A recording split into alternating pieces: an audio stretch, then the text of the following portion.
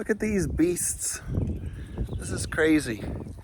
These creatures were born to be wild and free, descendants of wolves and other impressive creatures, and now they're on a little 5-foot leash with me. It's embarrassing for all of us, but I love them and they're like family, and the crazy thing is they love me and they love my family and they treat us like family.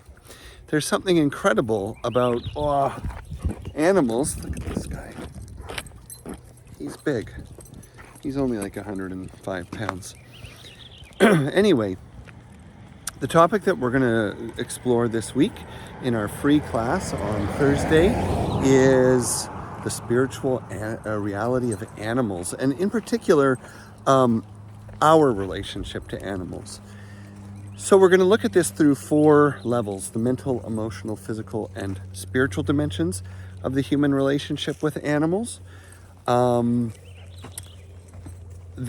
emotional level, of course, is companionship, and not only how we can bond with animals and have relationships like family with animals, but the way that the presence of animals can be healing for our emotional lives.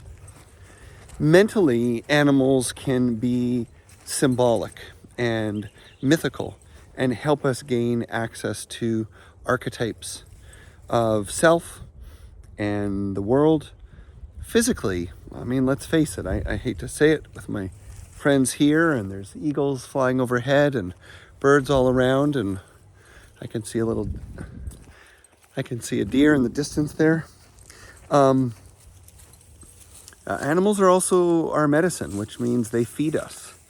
We have food because of animals, and that is, of course, the animals we eat.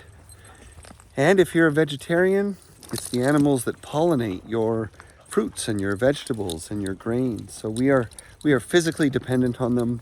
We are emotionally enriched by them. We are mentally inspired, and I would say therapeutically assisted through the consciousness of animals, or the consciousness about animals. And then there's the spiritual dimension. And the spiritual dimension for me is about the spirit of animals, and that's more than the symbolism. So when you read those books that say, what does a hummingbird symbolize, or I saw a coyote on the road, does that mean I'm going to have a, surprise visitor or good luck or something like that?